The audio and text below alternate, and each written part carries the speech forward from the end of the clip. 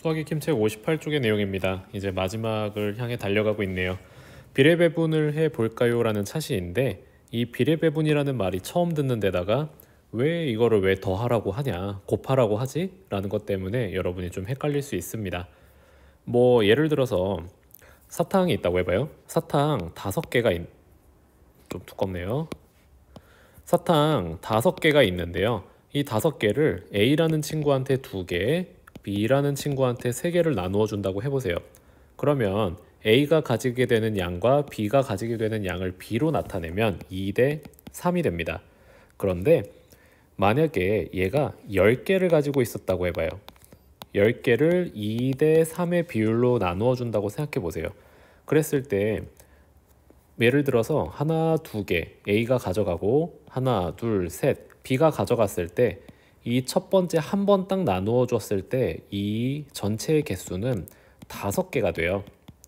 5개 중에서 A가 가져간 만큼이 5분의 2인 것이고 분수로 나타내면 5개 중에서 B가 가져간 양이 5분의 3이 되는 거예요.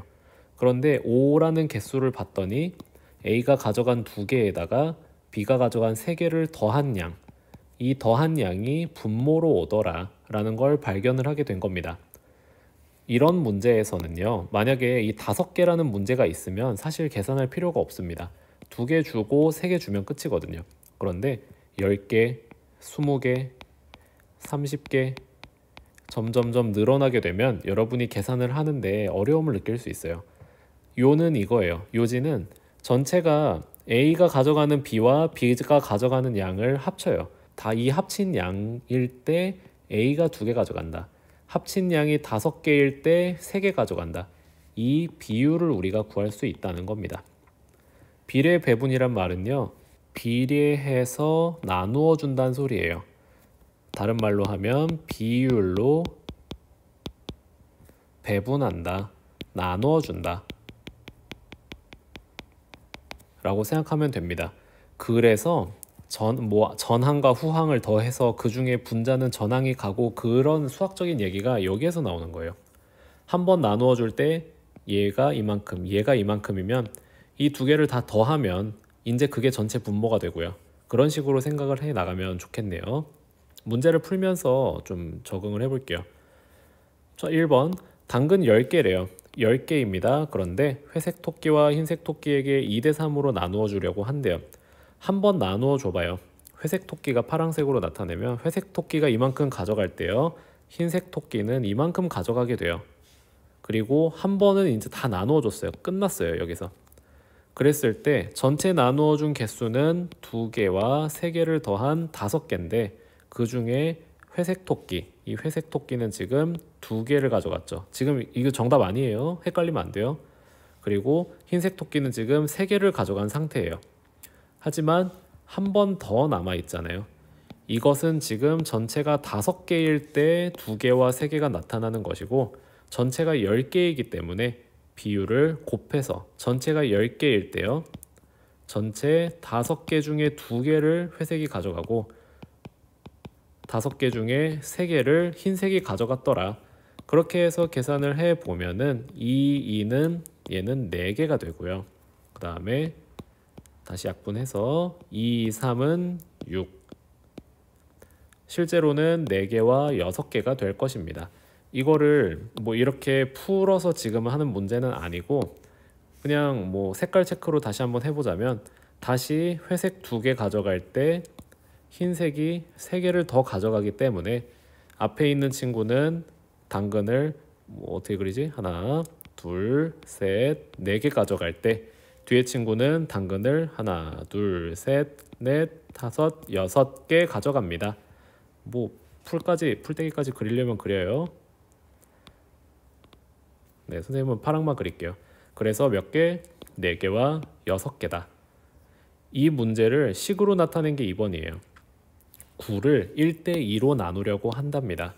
한 번 나누어 주면 그러면 얘한테 하나 나눠주고 얘한테 2개 나눠줬으니까 한 번 딱 나눠주면 결국엔 결과적으로 3번을 나눠준 거예요. 3개를. 3개 중에 얘한테 하나, 얘한테 2개 준 거니까 비율로 나타내면 3분의 1과 3분의 2만큼 가져가게 된 겁니다. 그걸 식으로 나타낸 게 1 더하기 2를 하면요. 9 곱하기 3분의 1이 되죠. 3개 중에 하나 가져간 친구는 앞에 얘죠. 그래서 9개일 때 3분의 1만큼을 가져갔으니까 이제 얘를 계산하면 3이 나옵니다. 그리고 마찬가지로 9 곱하기 3분의 2를 하면 이 뒤에가 가져간 양이 나올 것이고 계산하면 6개가 나와요. 여기서 하나 중요한 건 이 두 가지를 더하면 원래 개수가 나와야 됩니다. 왜냐하면 3분의 1이랑 3분의 1을 더하면 1이잖아요. 3번 4,000원을 슬기와 동생에게 3대1로 나누어 준대요. 각각 갖게 되는 용돈. 그러면 슬기가 3만큼 가지고 동생이 1만큼 가지면 둘이 합했을 때 전체에 4만큼 가지게 되는 거죠. 그래서 4. 이제 4만큼인데 슬기가 3만큼이니까 슬기는 4,000원에 4분의 3만큼 가져가게 되는 거고 동생은 4만큼 줬을 때 1만큼 가져가게 되는 거예요. 이거를 항상 더해야 된다는 걸 잊지 마세요. 그러면 이제 계산하면 되는데 4,000과 4를 약분하면 1,000이고요.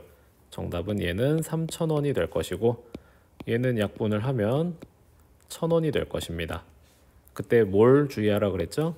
3,000원과 4,000원을 더하면 맨 처음에 나왔던 4,000원이 나와야 된다. 나오죠? 59쪽에 4번.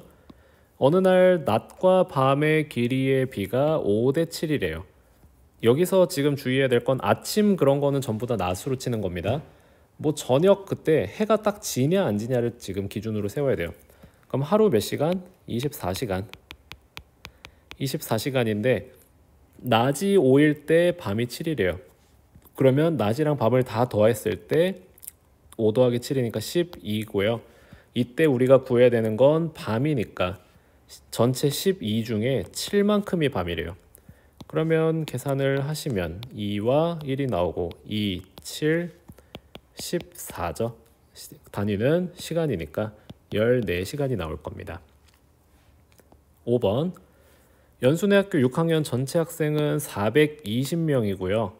이때 남학생 수와 여학생 수의 비가 3대 4래요.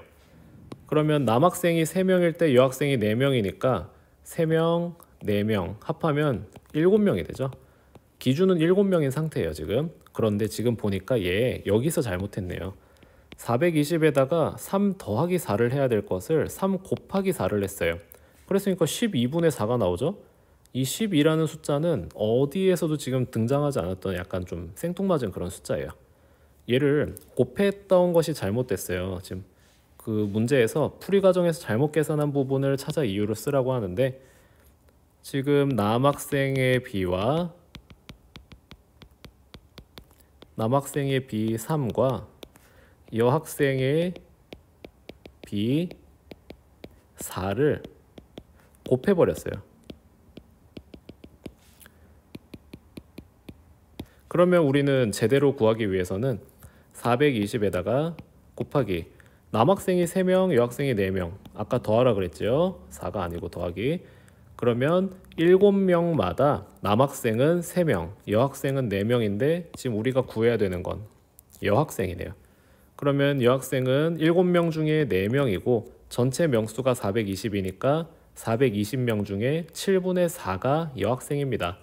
그러면 계산을 해보시면 7과 420을 약분을 하시면 7, 6에 40이죠. 60이 나오고 6, 4, 240명이 나옵니다. 그러면 이걸 제대로 구했는지를 알려면 여기서는 구할 필요가 없지만 뭐 하나 좀 그냥 하나 구해보자면 420명 중에 7분의 3은 남자예요. 그러면 아까처럼 똑같이 약분을 하면 6, 3, 180이 나오는데 그때 뭐라 그랬죠? 얘 둘을 더하면 420이 나와야 돼요. 나오나요? 오케이, 나오죠? 그러면 240명이 맞는 거예요. 6번 가로와 세로의 비가 3대 5이고 둘레가 48cm래요.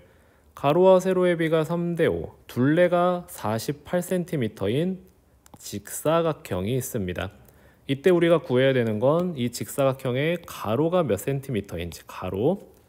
두 친구의 해결 방법을 살펴보고 각각의 방법으로 구해보라고 하네요. 비례 배분을 해서 해결할 수 있대요. 그러면 가로와 세로를 더했을 때 지금 가로가 3만큼이면 세로가 5만큼인, 만약에 3cm면 5cm예요. 지금 세로가. 이런 지금 직사각형의 형태인데 비례배분을 한다. 그러면 둘레가 48cm이면 이 48cm는 얘, 얘, 얘, 얘 4개를 지금 더한 상태인 거예요. 그러면 우리가 가로와 세로 하나씩만 지금을 비교하려면 48을 나누기 2를 해야겠죠. 그러면 지금 둘레에서 나누기 2를 한 24cm가 있는데 이 24cm 중에 가로가 전체 8 중에 3 더하기 5는 8 중에 가로가 3cm이더라. 이렇게 해서 비례배분을 할 수 있고, 그렇게 계산을 하면 8, 3은 24이기 때문에 3, 3은 9cm입니다 라고 할 수 있어요. 자, 그 다음에 비례식을 세운 다음에 비의 성질을 이용해서 해결할 수 있다는 지혜의 말이 있는데, 비례식이래요. 지금 3대 5잖아요. 3대 5고 둘레가 48인데 얘 3대 5 지금 가로 대 세로를 하면 비례식을 세우려면요, 가로 대 세로는 또 가로 대 세로가 나와야 돼요. 그런데 우리가 지금 알고 있는 이 소재는 이 둘레예요. 지금 둘레가 48cm라는 걸 알 수 있거든요. 그리고 또 하나 할 수 있는 건 방금 아까 여기 24cm 나왔던 것처럼요, 이 사각형 다시 그릴게요. 이 사각형 상태에서 우리가 얘랑 얘를 더했을 때 24cm이라는 건 알아요. 더했을 때 값을 알고 있어요. 그래서 얘를 지금 더했을 때는 집어넣을 수 있는데, 더했을 때 24cm이면 그때 우리의 가로가 모른다. 이게 지금 우리가 알고 있는 상태인 거잖아요. 우리 다시 얘랑 얘를 더했을 때 24cm예요. 근데 우리가 알고 싶은 건 가로인 거죠.